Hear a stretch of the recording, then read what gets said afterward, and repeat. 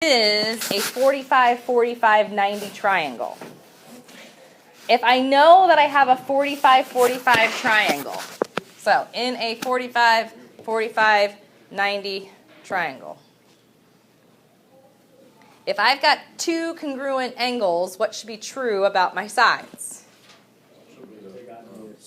I should have two congruent sides, right? What type of triangle do we call with two congruent sides?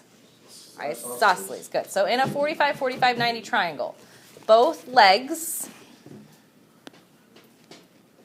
are congruent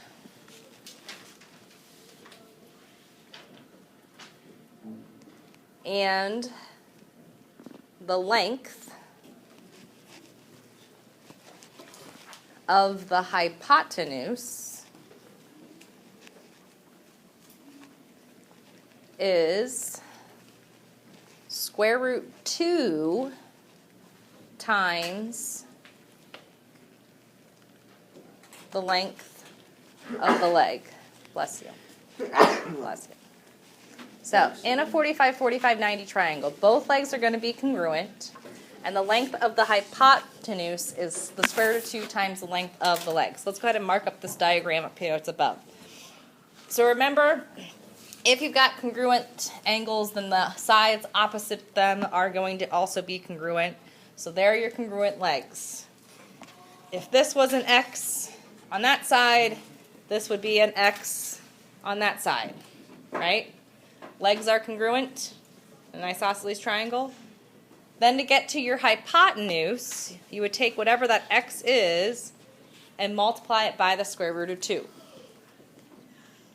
So we're going to write ourselves a little cheat sheet. For your homework tonight, I would recopy this cheat sheet onto your homework. I would memorize this cheat sheet so when we take a quiz on this, which will be either Friday or Monday, we'll decide after tomorrow on how we feel, I would quickly write that cheat sheet on once that quiz is handed out to me.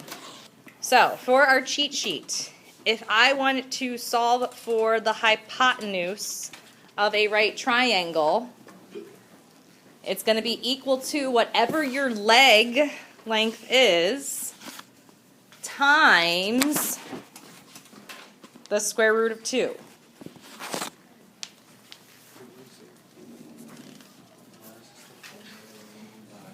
Okay.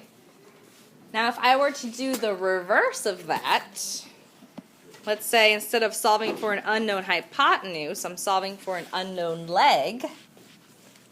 Well, this was this equation up here, and I wanted to get the leg by itself. How would I move the square root of 2 to the other side? I would divide it, right? So then I would get leg is equal to what? Hypotenuse divided by the square root of 2, right? Does everybody see that? If I had my equation, hypotenuse equals leg times the square root of 2, and I went to solve for the leg, then I get the leg is equal to the hypotenuse over the square root of 2. Okay, so that's our little cheat sheet that we're going to use for these 3 examples. Everybody got that? Okay, if you can remember this, you should technically be able to solve it to get to this, right? Just like I did over there.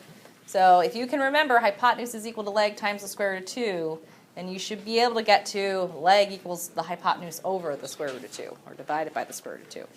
It's the same thing. Alrighty? Alright, try and I'll come back to that for you then at the end if you just want to jump to the examples. Alright, so for A, we're solving for H. Is H a hypotenuse or a leg? Hypotenuse. And our little cheat sheet tells us that a hypotenuse is equal to what? Leg times the square root of 2. What is the length of your leg? 9 times the square root of 2, which is 9 square root 2, not 81. Well, I thought like we'd square the square root of 2, and then we would do 9 squared.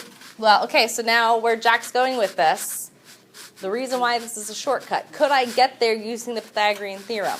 Sure. If this leg is 9, what's this leg got to be? 9. So don't write this, just watch. I could technically do 9 squared plus 9 squared equals h squared, right? 81 plus 81 equals h squared. 162 equals h squared. Square root it. 81 and 2 gets us to 9 square root 2. A little bit more work. You can remember in a 45, 45, 90 triangle, just to get to the hypotenuse, multiply your leg by the square root of 2. It's a lot quicker. Freddie. Is there a number that equals the square root of 2? Yeah, it's a decimal. Is that too hard to... Well, that's the square root of 2. Because we're writing an exact answer as opposed to a rounded answer. Because any square root of a non-perfect square root of 2 is 1.41421356, blah, blah, blah, blah, blah, blah, blah. Okay, so this gives me an exact answer. Yep. All right, so let's go to B. X, leg or hypotenuse? Hypotenuse. So just like we said in the last one, your hypotenuse is equal to your leg times the square root of 2. What is your leg length? So 2 square root 2 times the square root of 2. Multiply your radicals. Square root of 2 times the square root of 2 makes the square root of 4. Bring down that 2. The square root of 4 is 2, so 2 times 2 is good. 4 is equal to x. Did you follow that? No. Yeah. You are right. So 2 square roots of 4. Yeah. The square root of 4 is 2. So turn your square root of 4 into a 2. So then it would be 2 times 2. What? Simplify the 4? Yeah, because the square root of 4 is 2. So Okay. 2 times 2 gets you 4. 4. There you go. All right, the last one. My variable of x, where is it? It's a leg. So our leg cheat sheet tells us the leg is equal to what? Hypotenuse divided by the square root of 2. Oh boy, here we go. What is your hypotenuse? 6 divided by the square root of 2. What's that going to look like? It is going to be 3 square root of 2. I'm going to work it out just for those people who need it. Multiplying by the square root of 2 on both the top and the bottom to rationalize the denominator. The square root of 2 times the square root of 2 is the square root of 4, which is 2. My numerator would be 6 square root 2. If I had 6 square roots of 2 and I cut it in half, that would get me 3 square root 2. Questions? Okay, you have 10 minutes.